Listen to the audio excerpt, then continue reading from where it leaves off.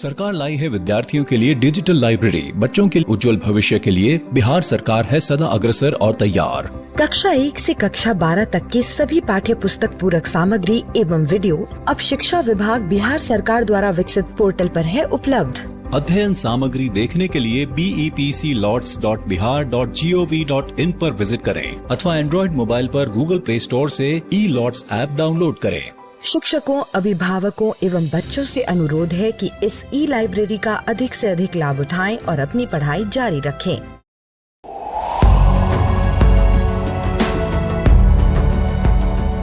छठी से 10वीं कक्षा के विद्यार्थी ध्यान से सुने।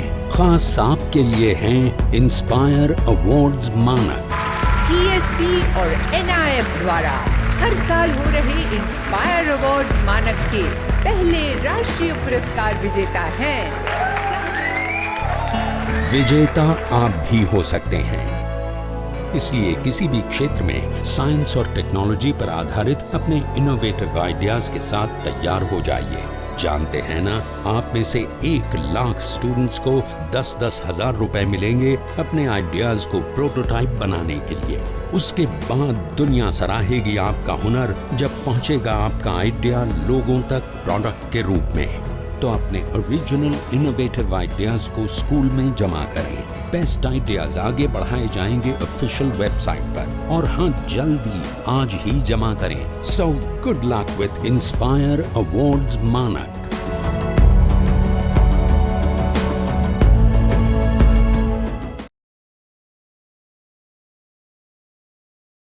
हम घातांकों के बारे में तो जानते ही हैं, जैसे कि 4 की घात 3। ये हम जानते हैं कि 4 की घात 3 जो है वो बराबर है 4 को 3 बार खुद से ही गुणा करने के। तो चलो करते हैं। ये है 4 एक बार, गुणा 2 बार ये हो जाएगा 16, और गुणा 3 बार ये हो जाएगा 64। तो 4 की घात 3 हम इस तरीके से निकाल सकते हैं। लेकिन अगर हमें दिया गया हो 4 की घात ऋण 3, तो ये ऋणात्मक घात हम कैसे कर सकते हैं? ये काफ़ी आसान है। हमारे पास एक नियम है, ये हम जानते हैं कि अगर समझो कोई संख्या है x और उसकी घात दी गई है ऋण a, तो ये बराबर है 1 को भाग देने के। किस चीज़ से? x से ही। बस इसकी जो घात होगी वो ऋण की बजाय हो जाएगी धन, तो ये हो जाएगा x की घात a। तो चलो इस तरीके से इसको करते हैं। तो ये 4 की घात ऋण 3 ये बराबर होगा 1/4 की घात 3 के, और 4 की घात 3 तो हम निकाल चुके हैं, ये है 64। तो ये हो जाएगा 1/64। चलो ज़रा भिन्नात्मक घातांकों के बारे में बात करें। तो समझो कि हमें दिया गया है 4 की घात 1/2। अब ये 4 की घात 1/2 क्या होता है? तो मैं चाहता हूँ कि तुम ज़रा इस वीडियो को यहाँ रोको और ख़ुद से कोशिश करो कि ये 4 की घात 1/2 क्या होगा। तो गणित का ये सिद्धांत है, ये नियम है। हम इस तरीके से इसको लिखते हैं कि जो 4 की घात 1/2 है वो दरअसल बराबर है दूसरे मूल के इस संख्या के। ये संख्या जो है ये है 4। तो ये होता है 4 की घात 1/2। यह है दरअसल वर्गमूल 4 का। वर्गमूल 4 का यानी कि हम एक ऐसी संख्या ढूंढ रहे हैं जिसको हम जब 2 बार खुद से ही गुणा करेंगे तो हमें 4 मिलना चाहिए, और हम जानते हैं ऐसी जो संख्या है वो है 2। तो 4 की घात 1/2 दरअसल होता है 2। इसको तुम ऐसे भी सोच सकते हो कि जो 4 है वो दरअसल होता है 2 का वर्ग। तो ये काफ़ी दिलचस्प है यहाँ पे कि 4 की घात 1/2 बराबर है 2 के। इसे ऐसे भी देख सकते हो कि 2 की घात 2 बराबर है 4 के। तो चलो ये तुम खुद से कोशिश करो। समझो कि हमें दिया गया है 9 की घात 1/2। तो सोचो कि ये क्या होगा। तो 9 की घात 1/2 होगा दूसरा मूल 9 का, यानी कि वर्गमूल 9 का। वर्गमूल 9 का होता है 3। और तुम इस तरह से भी इसे देख सकते हो कि 9 जो है उसे हम लिख सकते हैं 3 की घात 2। तो यहाँ पे भी ये आप देख रहे हो कि 9 की घात 1/2 बराबर है 3 के, या ऐसे हम कह सकते हैं कि 3 की घात 2 बराबर है 9 के। 25 की घात 1/2। 25 की घात 1/2 वह संख्या होगी जिसे खुद से ही 2 बार गुणा करने पे हमें 25 मिले, तो वो जो संख्या है वो है यहाँ पे 5। इसे ऐसे भी सोच सकते हैं कि 25 जो है वो दरअसल 5 की घात 2 है। तो यहाँ पे भी तुम देख रहे हो कि 25 की घात 1/2 बराबर है 5 के, या ऐसे ऐसे भी देख सकते हैं कि 5 की घात 2 बराबर है 25 के। चलो थोड़ा और आगे बढ़ते हैं। तो अब अगर मुझे दिया गया है 8 की घात 1/3, तो इस तरह से सोचो ज़रा कि ये क्या होगा। तो ये जो है ये होगा तीसरा मूल 8 का। 8 का तीसरा मूल, यानी हम ऐसी संख्या देख रहे हैं जिसे खुद से 3 बार गुणा करने पे हमें 8 मिले। तो ऐसी कौन सी संख्या? ऐसी संख्या है 2, क्योंकि 2 को जब हम 3 बार गुणा करेंगे तो 2 गुणा 2 4 और गुणा 2 हो जाएगा 8। तो ये वो संख्या है 2। इसे तुम ऐसे भी देख सकते हो कि 8 जो है वो दरअसल 2 का घन है, यानी 2 की घात 3। तो यहाँ पे भी हम देख रहे हैं कि 8 की घात 1/3 बराबर है 2 के, या ऐसे ऐसे भी देख सकते हैं कि 2 की घात 3 बराबर है 8 के। चलो एक और करते हैं। तो समझो 64 की घात 1/3 हमें दिया गया है। तो 64 की घात 1/3 ये होगा एक ऐसी संख्या जिसे 3 बार खुद से गुणा करने पे हमें 64 मिले, और वो तो संख्या हम यहाँ पे कर चुके हैं, वो संख्या है 4। तो 64 की घात 1/3 है 4। ऐसे ऐसे भी देख सकते हैं कि 64 जो है वो दरअसल 4 की घात 3 है। तो यहाँ पे भी तुम देख रहे हो कि 64 की घात 1/3 बराबर है 4 के, या ऐसे देख सकते हैं कि 4 की घात 3 बराबर है 64 के।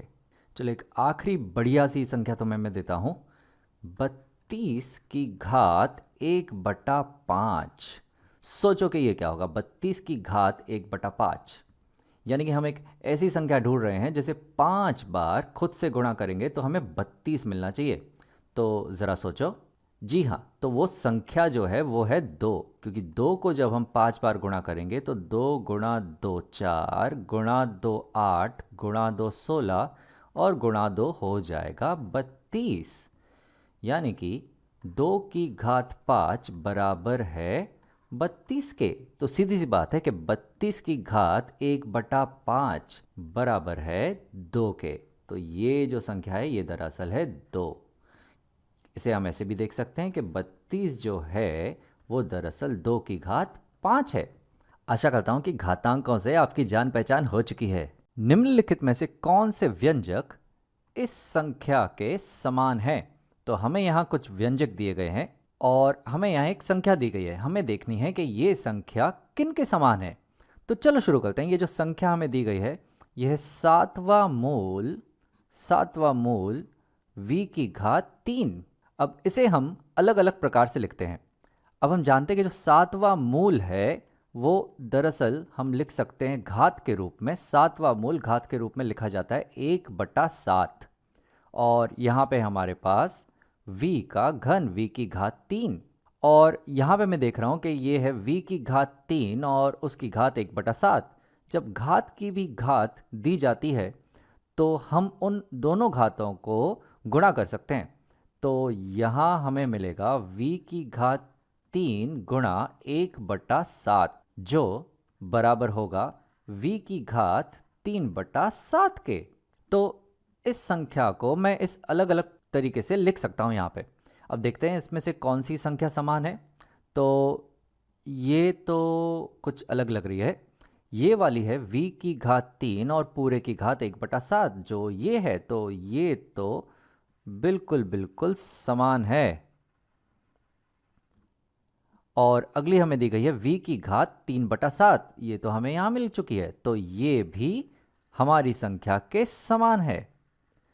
अब इस संख्या का क्या? तो चलो इसे हम लेते हैं यहाँ पे। यह है तीसरा मूल v की घात 7 का। तो इसे अगर हम हल करें तो ये बराबर होगा तीसरा मूल हम लिख सकते हैं घात के रूप में 1/3, और यहाँ पे हमारे पास v की घात 7। अब ये है घात की भी घात जो गुणा हो जाएगी, तो ये होगा v की घात 7 गुणा 1/3 जो बराबर होगा v की घात 7/3 के।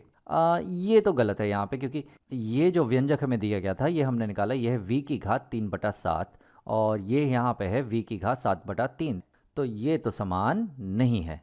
चलिए और प्रश्न लेते हैं यहाँ पे।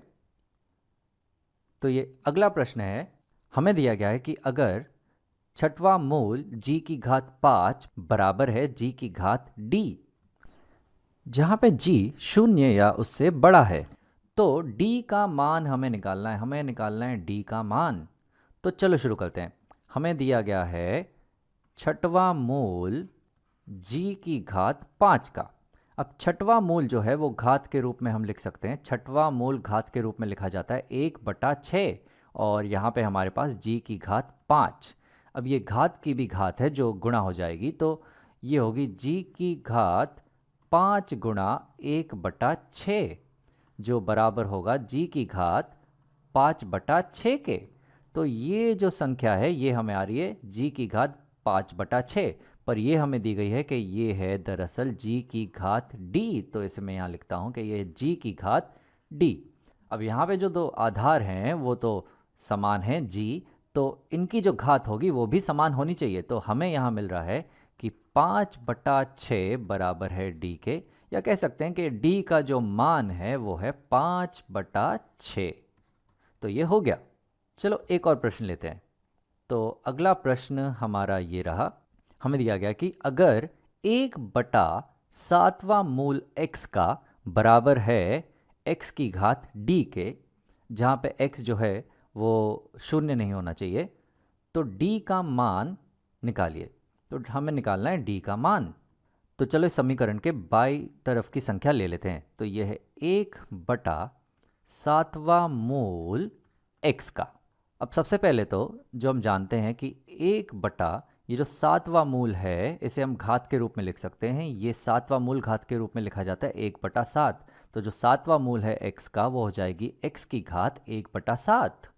अब यहाँ पे मुझे एक नियम याद आ रहा है घातांकों का, जो हम जानते हैं कि अगर हमें दिया गया है a की घात ऋण b, तो उसे हम लिख सकते हैं कि ये बराबर होता है 1/a की घात b। तो यहाँ पे मुझे कुछ ऐसा ही दिख रहा है, ये वाले रूप में, कि यहाँ पे है 1/x की घात 1/7, तो इसे हम लिख सकते हैं कि ये बराबर है x की घात ऋण 1/7 के। तो जी हाँ, इसे हम इस तरीके से लिख सकते हैं। और हमें ये जो संख्या है ये दरअसल दी गई थी x की घात d, तो यहाँ मैं ये लिख देता हूँ कि ये बराबर है x की घात d के। अब देख रहे हो कि दोनों के आधार बराबर हैं x, तो इनकी जो घात है वो बराबर होनी चाहिए। तो हमें मिल रहा है कि जो d है वो बराबर है ऋण 1/7 के।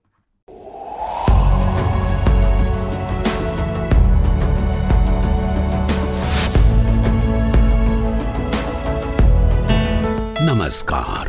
आप शिक्षकों द्वारा दी गई अच्छी शिक्षा से आज लाखों विद्यार्थी इनोवेशंस कर रहे हैं। उन सभी को इंस्पायर अवार्ड्स मानक में हिस्सा लेने प्रोत्साहित कीजिए।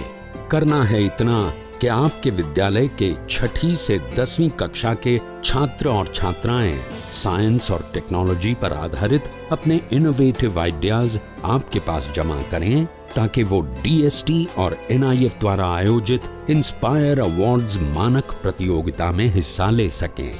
1 लाख छात्रों को 10-10 हजार रुपए मिलेंगे अपने आइडियाज को प्रोटोटाइप्स बनाने के लिए। फिर छात्र डिस्ट्रिक्ट, स्टेट और नेशनल लेवल पर अपने इनोवेशंस को दिखाएंगे, फिर प्राइजेस और सम्मान पाएंगे। तो आज ही अपने स्टूडेंट्स को हिस्सा दिलवाएं इंस्पायर अवार्ड्स मानक में।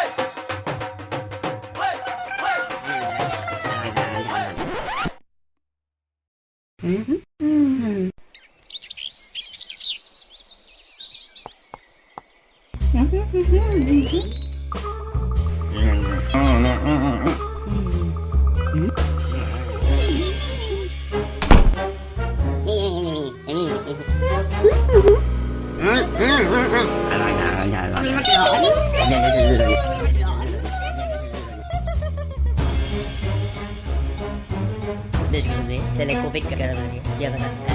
Alin.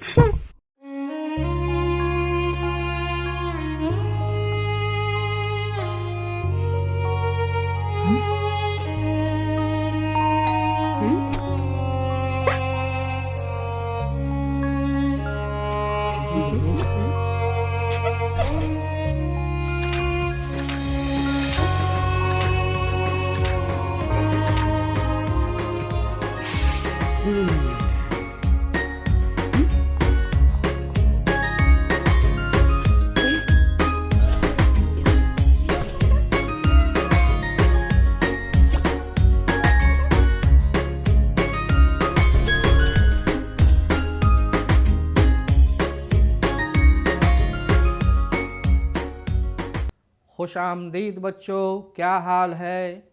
उम्मीद करता हूँ कि आप सभी बाखैर होंगे। एक बार फिर आप सभी तमाम बच्चों और बच्चियों का दर्जा दहम के उर्दू क्लास में खैर मकदम है।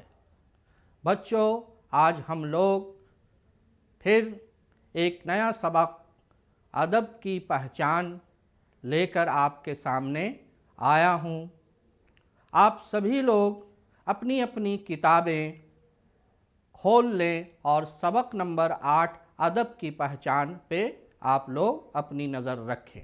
और साथ ही साथ बच्चों, आप सब लोग अपना नोटबुक भी तैयार कर लें ताकि जहां आपको ज़रूरी महसूस हो उसे आप लोग नोट कर लें। तो आइए आज हम लोग अपने शामिल निसाब सबक नंबर 8 उर्दू अदब की पहचान की शुरुआत करते हैं। बच्चों, हम लोग इससे पहले के सबक को पढ़ें, ज़रूरी है कि हम लोग इस मज़मून के मज़मून निगार जो कि डॉक्टर अब्दुल मुग़नी हैं उनकी हालात ज़िंदगी पे रोशनी डालें। डॉक्टर अब्दुल मुग़नी रियासत बिहार के दानिश्वरों और तनकीद निगारों में मुमताज़ हैं। अहद हाजिर में शेर व अदब और फ़िक्र व नज़र को वुशत और शफ़ाफ़ियत के साथ पेश करने वालों और एक मखसूस तनकीदी उसूल को मकबूल बनाने में डॉक्टर अब्दुल मुग़नी की खिदमत को फरामोश नहीं किया जा सकता है बच्चों। तो बच्चों, आइए हम लोग चार्ट के ज़रिए इनकी हालात ज़िंदगी पर रोशनी डालते हैं। बच्चों, हम लोग आज का जो सबक है अदब की पहचान, उसके मज़मून निगार डॉक्टर अब्दुल मुग़नी साहब की हालात ज़िंदगी पर रोशनी डालेंगे और उनसे जुड़ी हुई अहम मालूमात से वाक़फ़ियत हासिल करेंगे। पहला तारुफ़। बच्चों, डॉक्टर अब्दुल मुग़नी का रियासत बिहार के दानिश्वरों और तनकीद निगारों में एक मुमताज़ मुकाम है। उनका नाम क्या है बच्चों? उनका नाम अब्दुल मुग़नी है। और उनकी पैदाइश कब हुई थी? यौम पैदाइश उनकी पैदाइश 1934 ईस्वी में हुई थी। कौन से जगह पे हुई थी बच्चों? यानी उनका मुकाम पैदाइश क्या है, जाए पैदाइश क्या है? तो बच्चों, उनका मुकाम पैदाइश है सूबा बिहार के ज़िला औरंगाबाद। सूबा बिहार के ज़िला औरंगाबाद में उनकी पैदाइश हुई थी। और बच्चों, उनके वालिद का नाम क्या था? ان کے والد کا نام مولانا عبدالرؤوف تھا جو کہ ایک معروف عالم دین تھے۔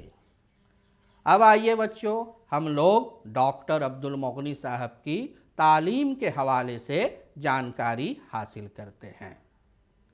ان کی ابتدائی تعلیم گھر پر ہی ہوئی تھی، جیسا کہ اس زمانے میں ہوا کرتی تھی۔ ان کی ابتدائی تعلیم گھر پر ہی ہوئی تھی اور آگے کی تعلیم کے لیے انہوں نے مدرسہ شمس الہدیٰ میں داخلہ لیا۔ یہاں سے انہوں نے عالم کی سند حاصل کی۔ سند کہتے ہیں سرٹیفکیٹ کو۔ بچوں، یہاں سے انہوں نے کون سی سند حاصل کی؟ عالم کی سند حاصل کی۔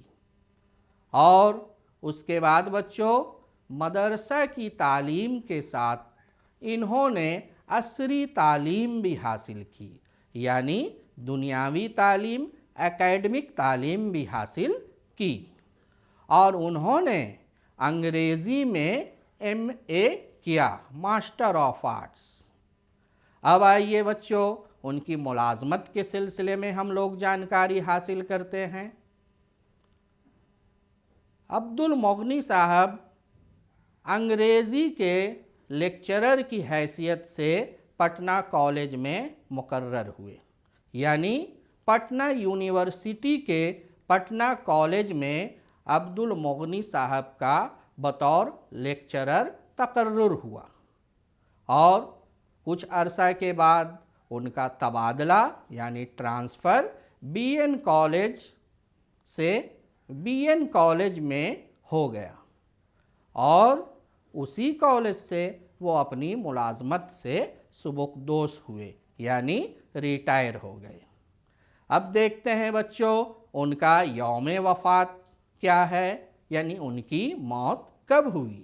یوم وفات 5 ستمبر 2006 عیسوی میں پٹنہ میں ان کی موت ہوئی۔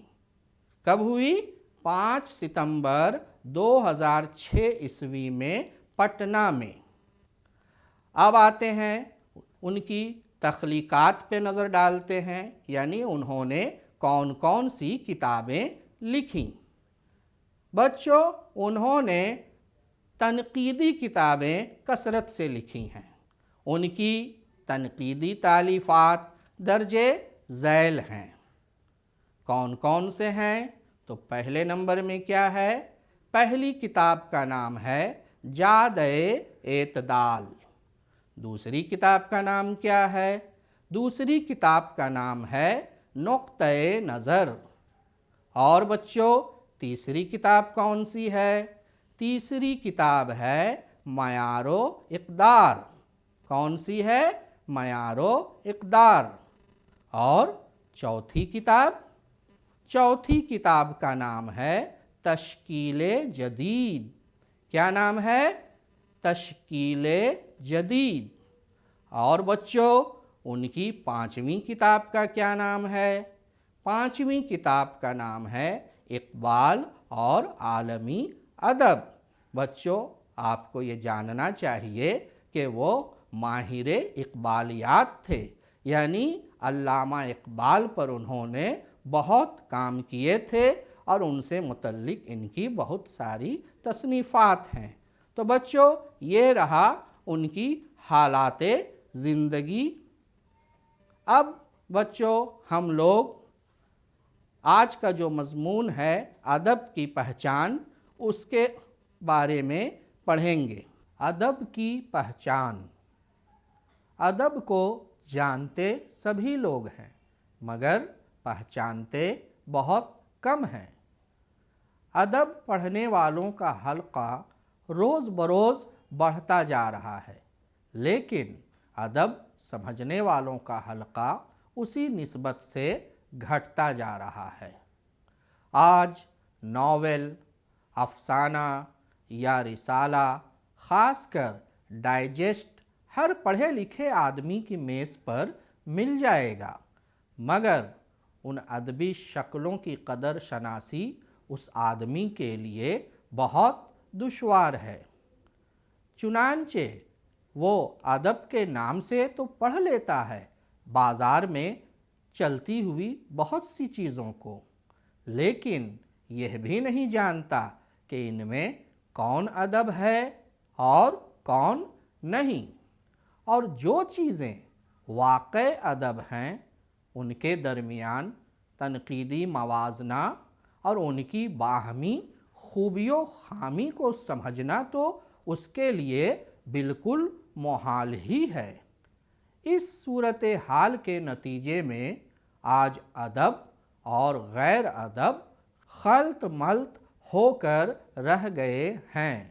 بچوں، مضمون ادب کی پہچان کے اس اقتباس میں یہ بتایا گیا ہے کہ ادب کو جانتے سبھی لوگ ہیں لیکن پہچانتے بہت کم ہیں۔ ادب پڑھنے والوں کا دائرہ تو دن بدن بڑھ رہا ہے، لیکن ادب سمجھنے والوں کا دائرہ گھٹتا جا رہا ہے۔ کون ادب ہے اور کون نہیں وہ یہ نہیں جانتے ہیں، تو ظاہر ہے ان کے لیے تنقیدی موازنہ اور ان کی باہمی خوبیوں خامیوں کو سمجھنا تو مشکل ہی نہیں ناممکن ہے۔ اس لیے بہت ضروری ہے کہ ادب کی پہچان پر گفتگو کی جائے۔ یہاں پہنچ کر ہمیں اپنی حقیقی مشکل کا احساس ہوتا ہے۔ گرچہ ادب کی تعریف و تشریح صدیوں سے ہوتی چلی آ رہی ہے اور اس موضوع پر بے شمار کتابیں اور مضامین لکھے گئے ہیں، مگر آج تک یہ تعین کرنا دشوار ہے کہ واقعتاً ادب کیا ہے، اس کی کیا حدیں ہیں اور کیا صفتیں۔ اس سلسلے میں سب سے بڑا اور بنیادی سوال یہ ہے کہ کیا کسی زبان میں لکھی جانے والی ہر علمی تحریر ادب ہے؟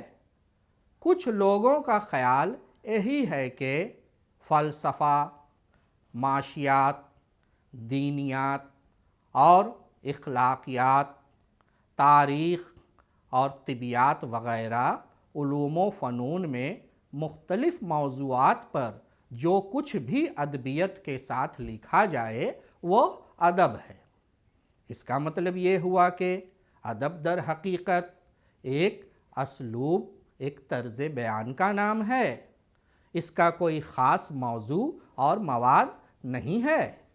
چنانچہ ادب کی تاریخوں میں ادبی اسلوب میں لکھی ہوئی ہر قسم کی تحریروں کو ادب کے ذیل میں درج کیا گیا ہے۔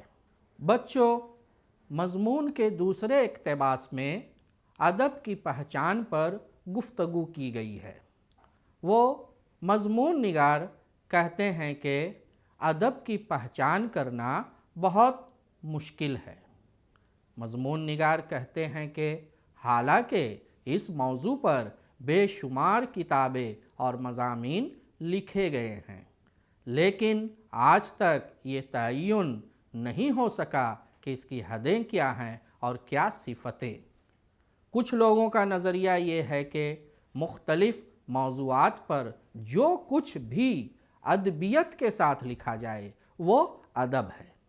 اس کا مطلب ہوا کہ ادب در حقیقت ایک اسلوب، ایک طرز بیان کا نام ہے، اس کا کوئی خاص موضوع اور مواد نہیں ہے۔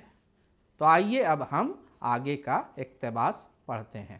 دوسرا نقطۂ نظر یہ ہے کہ ادب دراصل ایک خاص قسم کی تحریر کا نام ہے، اور ادب کا صرف ایک خاص اسلوب ہی نہیں بلکہ ایک خاص مواد بھی ہے، یعنی ادب کے خام وسائل جو بھی ہوں مگر تخلیق کی شکل میں اس کا ایک مخصوص موضوع بھی ہے اور حیت بھی، بلکہ یوں کہیے کہ ادب کے کچھ خاص موضوعات اور حیتیں ہیں جن کا اظہار کچھ متعین صنفوں میں ہوتا ہے۔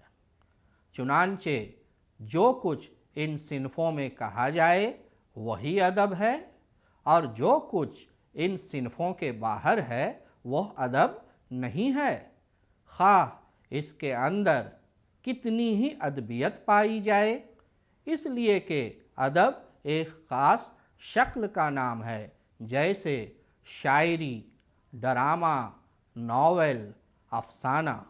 बच्चों, मज़मून के तीसरे पैराग्राफ में एक दूसरा नज़रिया पेश किया गया है, जिसके तहत अदब दरअसल एक ख़ास किस्म की तहरीर का नाम है और अदब का सिर्फ़ एक ख़ास असलूब ही नहीं बल्कि एक ख़ास मवाद भी है, यानी अदब के कुछ ख़ास मौज़ूआत और हैयतें हैं जिनका इजहार कुछ मुतय्यन सिनफ़ों में होता है, जैसे शायरी, ड्रामा, नावल, अफसाना वग़ैरह।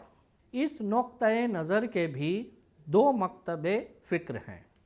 एक यह कि जो कुछ अदब की मुकर्ररा हैयतों में लिखा जाए वह अदब है, ख़्वाह वो जिस मयार का भी अदब हो। दूसरे यह कि अदब की शक्ल में नज़र आने वाली हर चीज़ अदब नहीं है। इसका मतलब ये हुआ कि अदब सिर्फ़ एक बनी बनाई हैयत का नाम नहीं, बल्कि यह दर हकीकत एक ख़ास मयार है जो अदब की किसी भी हैयत में लिखने वाला खुद ही बनाता है। यानी जब तक किसी तहरीर में तख्लीकी इनफरादियत ना हो वो अदब सही और पूरे मानों में अदब नहीं है, और तख्लीकी इनफरादियत से महरूम तहरीरें महज मीकानकी और मसनूई हैं। इस मकतबे फ़िक्र के मुताबिक रस्मी, फरसूदा, सतही और सस्ती चीज़ें अदब नहीं हैं, और अदब होने के लिए ज़रूरी है कि तहरीर में ताज़गी, जिद्दत, बुलंदी और गहराई हो। बच्चों, मज़मून के चौथे इक़्तिबास में मज़मून निगार बताता है कि अदब के हवाले से जो दूसरा नज़रिया है उसमें भी दो मकतबे फ़िक्र हैं, यानी दो नज़रिया। पहला मकतबे फ़िक्र कहता है कि जो कुछ अदब की मुकर्ररा हैयतों में लिखा जाए वह अदब है, ख़्वाह वह जिस मयार का भी अदब हो, यानी मयार शर्त नहीं है। दूसरा मकतबे फ़िक्र कहता है कि नहीं, ऐसा नहीं है, अदब में मयार का होना शर्त है। अदब होने के लिए ज़रूरी है कि तहरीर में ताज़गी, जिद्दत, बुलंदी और गहराई हो, तख्लीकी इनफरादियत हो। अदब का यह आखिरी मयार बहुत कड़ा है और इस तसव्वुर के मुताबिक अदब का दायरा बहुत ही महदूद हो जाता है, लेकिन इस मयारो तसव्वुर में भी मज़ीद शिद्दत पैदा करने वाला एक और मकतबे फ़िक्र है। वह यह कि अदबी हैयत की तमाम शर्तों और तख्लीक के तमाम तकाज़ों को पूरा करने के बाद भी मयारी अदब करार पाने के लिए ज़रूरी है कि एक तहरीर आला संजीदगी की हामिल हो और उसके अंदर तनक़ीद हयात पाई जाए। यानी मुकम्मल और कामिल अदब वो है जिसमें बेहतरीन फ़न का इजहार बेहतरीन फ़िक्र के साथ किया गया हो, जिसमें असलूब की नफासत के साथ साथ मौजू की मतानत भी हो, जिसमें मवाद की सकाहत और हैयत की लताफत दोनों मौजूद हों। बच्चों, मज़मून के इस 5वें पैराग्राफ में यह कहा गया है कि जो दूसरा नज़रिया का दूसरा मकतबे फ़िक्र है उसके मुताबिक अदब का मयार بہت کڑا ہے اور اس تصور کے مطابق ادب کا دائرہ بہت محدود ہو جاتا ہے، لیکن اس معیار و تصور میں بھی مزید شدت پیدا کرنے والا ایک اور مکتب فکر ہے، یعنی تیسرا نظریہ، جس کے مطابق مکمل اور کامل ادب وہ ہے جس میں بہترین فن کا اظہار بہترین فکر کے ساتھ کیا گیا ہو، جس میں اسلوب کی نفاست کے ساتھ ساتھ موضوع کی متانت بھی ہو، جس میں مواد کی ثقافت اور حیت کی لطافت دونوں موجود ہوں، اس کے اندر تنقید حیات بھی پائی جائے۔ اس میں کوئی شبہ نہیں کہ اگر ادب کا معیار متعین کرنا ہو تو ضروری ہوگا کہ ایک مکمل نمونہ ادب کی تعریف کی جائے۔ اس اعتبار سے دیکھا جائے تو ماننا پڑے گا کہ ادب کے دو اجزائے ترکیبی ہیں، ایک فکر، دوسرے فن، اور ایک مکمل ادبی تخلیق اسی وقت بروئے کار آئے گی جب فکر اور فن دونوں ہی اعلیٰ درجے کے ہوں اور ان کے درمیان کامل ہم آہنگی بھی پیدا ہو جائے، اس طرح کے دونوں ایک دوسرے میں پیوست اور ضم ہو جائیں اور اس ازدواج کے نتیجے میں ایک ناقابل تقسیم تخلیقی مرکب نمودار ہو، اور یہ مرکب زندگی اور ادب کی بہترین قدروں کا مظہر ہو، اس سے انسانی تہذیب کی جمالیات اور اخلاقیات دونوں کو فروغ ہو۔ بچوں، مضمون کے اس چھٹے اقتباس میں یہ بتایا گیا ہے کہ اگر ادب کا معیار متعین کرنا ہو تو ضروری ہوگا کہ ایک مکمل نمونہ ادب کی تعریف کی جائے۔ ان کے مطابق ایک مکمل ادبی تخلیق اسی وقت وجود میں آئے گی جب فکر اور فن دونوں ہی اعلیٰ درجے کے ہوں اور ان کے اندر کامل ہم آہنگی بھی پیدا ہو۔ اب سوال یہ پیدا ہوتا ہے کہ کیا اس معیار پر پوری اترنے والی تحریر ہی ادب ہے اور اس سے کمتر جو کچھ ہے وہ ادب نہیں ہے؟ میرا خیال ہے کہ ایسا سمجھنا صحیح نہ ہوگا۔ زندگی کے کسی بھی کام کا معیار اس کے کمال کو ظاہر کرتا ہے، جبکہ دنیا کی ہر چیز درجہ کمال پر نہیں ہوتی، بلکہ اس درجے سے نیچے بھی چیزوں کا وجود ہوتا ہے جس سے انکار کرنا حقیقت کے خلاف ہوگا۔ لہٰذا معیار کمال کی نشاندہی کرتے ہوئے بھی وجود کی پہچان بالکل ضروری ہے۔ سب سے پہلی چیز کسی ہستی کی بنیادی تعریف ہے، اس کے بعد اس کی تکمیل کا سوال پیدا ہوتا ہے۔ بچوں، اس اقتباس میں مضمون نگار کہتا ہے کہ اس کڑے معیار پر پوری اترنے والی تحریر ہی ادب ہے اور اس سے کمتر جو کچھ ہے وہ ادب نہیں ہے۔ اس نظریہ سے میں اتفاق نہیں کرتا، کیونکہ دنیا کی ہر چیز درجہ کمال پر نہیں ہوتی، بلکہ اس درجے سے نیچے بھی چیزوں کا وجود ہوتا ہے جس سے انکار کرنا سچائی سے منہ موڑنا ہوگا۔ اس سلسلے میں سب سے پہلا کام ادب کی نوعیت کا سراغ لگانا ہے، اس کے بعد اس کی قدر و قیمت متعین کرنے کی نوبت آئے گی۔ ادب کی پہچان کے بعد اس کی پرکھ ہو سکے گی۔ جب تک ادب کے عناصر معلوم ہوں اس کے اوصاف کا پتہ نہیں لگایا جا سکتا۔ اس اعتبار سے دیکھا جائے تو ادب کو صرف دو حصوں میں تقسیم کرنے کی ضرورت ہوگی، ایک عام ادب اور دوسرے خاص ادب۔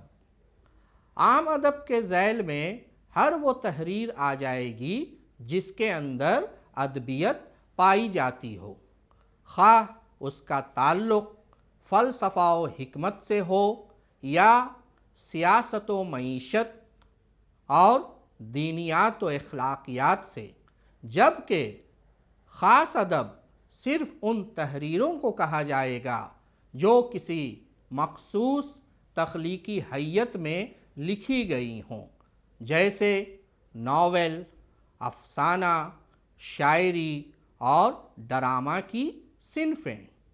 اس طرح کہہ سکتے ہیں کہ عام ادب ایک علمی چیز ہے جبکہ خاص ادب ایک فنی چیز ہے۔ بچوں، مضمون کے اس 8ویں اقتباس میں مضمون نگار اپنی بات کو آگے بڑھاتے ہوئے کہتا ہے کہ میرے نظریہ کے مطابق سب سے پہلے ادب کی نوعیت کا سراغ لگا کر اس کی قدر و قیمت متعین کی جائے۔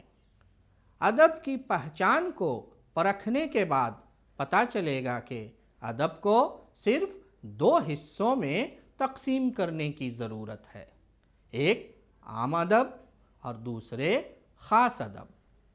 عام ادب کے ذیل میں ہر وہ تحریر آ جائے گی جس کے اندر ادبیت پائی جاتی ہو، چاہے اس کا تعلق کسی بھی مضمون یا موضوعات سے ہو، جبکہ خاص ادب صرف ان تحریروں کو کہا جائے گا جو کسی مخصوص تخلیقی حیت میں لکھی گئی ہوں، جیسے ناول، افسانہ، شاعری اور ڈرامہ کی صنفیں۔ اس طرح ہم کہہ سکتے ہیں کہ عام ادب ایک علمی چیز ہے جبکہ خاص ادب ایک فنی چیز ہے۔ اب جہاں تک علمی ادب کا تعلق ہے، اس کی صرف ایک پہچان ہے، وہ یہ کہ اس کے اسلوب بیان میں حیت پائی جاتی ہو، اس کے طرز اظہار میں محاورات، امثال، تشبیہات و اشتعارات اور تلمیحات و کنایات کی چاشنی ہو۔ مختصر یہ کہ ایک اچھی لکھی ہوئی، دلچسپ اور خیال انگیز، مؤثر اور دل نشیں نثر ہو۔ دوسری طرف فنی ادب کی پہچان بس یہ ہوگی کہ فن کی جس صنف میں اس کی تخلیق کی گئی ہو، اس کی مقررہ حیت کے مسلمہ اصول و قواعد کی پابندی اس میں بنیادی طور سے کی گئی ہو، خواہ اس پابندی کے علاوہ اس میں جدت و انفرادیت کا کوئی نشان نہ ہو، اور خواہ ایک انفرادی اجتہاد کے ذریعے قائم شدہ روایت کی توسیع و تجدید کا کتنا ہی سامان کیا گیا ہو۔ ادب کی شکل میں پائی جانے والی اور فنی ضوابط پر پوری طرح اترنے والی ہر چیز بہرحال ادب ہے، خواہ تنقید کی کسوٹی پر پرکھنے کے بعد ہم اس کی اچھائی کا اعتراف کریں یا اس کی برائی پر اعتراض کریں۔ بچوں، مضمون ادب کی پہچان کے 9ویں اقتباس میں مضمون نگار نے علمی ادب اور فنی ادب کی پہچان کو اجاگر کیا ہے۔ وہ کہتے ہیں کہ علمی ادب کی صرف ایک پہچان ہے، اور وہ یہ کہ اس کے اسلوب بیان میں ادبیت پائی جاتی ہو، اس کے طرز اظہار میں محاورات، امثال، تشبیہات و اشتعارات اور تلمیحات و کنایات کی چاشنی ہو۔ کہنے کا مطلب یہ ہے کہ ایک اچھی طرح لکھی ہوئی، دلچسپ اور خیال انگیز، مؤثر اور دل نشیں نثر ہو۔ دوسری طرف فنی ادب کی پہچان بس یہ ہوگی کہ فن کے جس صنف میں اس کی تخلیق کی گئی ہو اس کی مقررہ حیت کے مسلمہ اصول و قواعد کی پابندی اس میں بنیادی طور سے کی گئی ہو، چاہے اس پابندی کے علاوہ اس میں جدت و انفرادیت کا کوئی نشان نہ ہو۔ اس طرح ادب کی ایک بنیادی اور عمومی تعریف اور پہچان ہو جاتی ہے، لیکن یہ سوال پھر بھی رہ جاتا ہے کہ ادب ایک ذوقی اور تخلیقی چیز ہے، تو کیا ہم ادب کی صرف اس پہچان پر اکتفا کر لیں اور اس کی پرکھ کی طرف کوئی توجہ نہ دیں؟ یہ سوال بہت اہم ہے، اس لیے کہ پڑھنے والوں سے صرف ادب پڑھنے کی توقع نہیں کی جاتی ہے، بلکہ یہ بھی سمجھا جاتا ہے کہ وہ ادب کا تنقیدی مطالعہ کریں گے۔ اس سلسلے میں ادب پر خاص کر ادیب کے نقطۂ نظر سے سوچنے کی ضرورت ہے۔ ادب کے کسی بھی معنی اور صنف پر لکھنے والوں کے بارے میں اصولی طور پر یہ فرض کیا جاتا ہے کہ وہ تخلیقی حس کے ساتھ ہی ساتھ ایک تنقیدی شعور بھی رکھتے ہیں، اس لیے کہ ادب کی تخلیق بہرحال ایک ذمہ داری کی بات ہے، اور توقع کی جاتی ہے کہ جو شخص دنیا کے سامنے ادب پیش کرنا چاہتا ہے وہ صرف لوگوں کے سامنے اپنا دل کھول کر نہیں رکھ دے گا، بلکہ اپنے منتخب کیے ہوئے موضوع، اسلوب اور حیت کے بنیادی تقاضوں کے پیش نظر وہ شخص چھان پھٹک اور سوچ بیچار کر کے کچھ خاص نقطے ایک مخصوص انداز میں بیان کرے گا، اس لیے کہ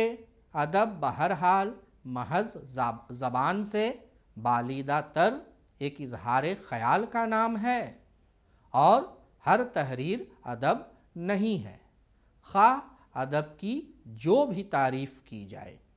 ادب کے کچھ نہ کچھ حدود اور خواص تو ہوں گے ہی جن کی بنیاد پر ادب کو غیر ادب سے ممتاز کیا جا سکے گا، لہٰذا ضروری ہوگا کہ جو چیز غور و فکر سے لکھی گئی ہے اسے غور و فکر سے پڑھا اور سمجھا بھی جائے۔ اس طرح ادب کی پہچان کے ساتھ ساتھ پرکھ بھی کچھ نہ کچھ کرنی ہی پڑے گی، اور جب پرکھی ہوئی پہچان کا معاملہ ہوگا تو ہمیں غیر معیاری اور سطحی چیزوں سے صرف نظر کر کے معیاری اور عمدہ چیزوں کی قدر شناسی کرنی ہی پڑے گی، تاکہ ادب کا معیار لکھنے اور پڑھنے والوں کے درمیان بہرحال قائم رہے۔ بچوں، مضمون کے اس 10ویں اور آخری اقتباس میں یہ بتایا گیا ہے کہ اگر ادب ایک ذوقی اور تخلیقی چیز ہے تو کیا ہم ادب کو صرف اس پہچان پر اکتفا کر لیں اور اس کی پرکھ کی طرف کوئی توجہ نہ دیں؟ آگے وہ کہتے ہیں کہ پڑھنے والوں سے صرف ادب پڑھنے کی توقع یعنی امید نہیں کی جاتی ہے، بلکہ یہ بھی سمجھا جاتا ہے کہ وہ ادب کا تنقیدی مطالعہ کریں گے۔ مضمون کے آخری حصہ میں مضمون نگار کہتا ہے کہ ادب کی پہچان کے ساتھ ساتھ پرکھ بھی کچھ نہ کچھ کرنی ہی پڑے گی، اور جب پرکھی ہوئی پہچان کا معاملہ ہوگا تو ہمیں غیر معیاری اور سطحی چیزوں سے درگزر کر کے معیاری اور عمدہ چیزوں کی قدر شناسی کرنی ہی پڑے گی، تاکہ ادب کا معیار لکھنے اور پڑھنے والوں کے درمیان بہرحال قائم رہے۔ تو اس طرح بچوں عبد المغنی صاحب نے ہم لوگوں کو मजमून अदब की पहचान के ज़रिया यह बताया है कि अदब इंसान की ज़हनी और रूहानी तरबियत करता है। यह वो शय है जो तहज़ीब इंसानी भी सुनाता है और हमें मुहज़्ज़िब बनाने में भी मावून होता है। इस तरह अदब हमारे लिए तारीख़ी दस्तावेज़ भी होता है और हमारी मुस्तक़बिल की रहनुमाई भी करता है। नए आइडियाज और इनोवेशन को आगे बढ़ाने का दुनिया का सबसे बड़ा मंच है इंस्पायर अवार्ड्स मानक, जहां कक्षा 6 से 10 तक के छात्र साइंस और टेक्नोलॉजी से संबंधित अपने आइडियाज और इनोवेशन को देश दुनिया तक पहुंचाने का मौका पा सकते हैं। स्कूल के माध्यम से जल्द अपने आइडिया को इंस्पायर अवार्ड मानक के वेब पोर्टल पर जमा करवाएं और अपने इनोवेटिव यात्रा की शुरुआत करें। ये करेगा आपके सपनों को साकार और एक नए नवसर्जक भारत का निर्माण। इंस्पायर अवार्ड्स मानक, इंस्पायरिंग इनोवेटर्स ऑफ टुमारो। ज्यादा जानकारी के लिए www.inspireawards-bst.gov.in पर जाएं।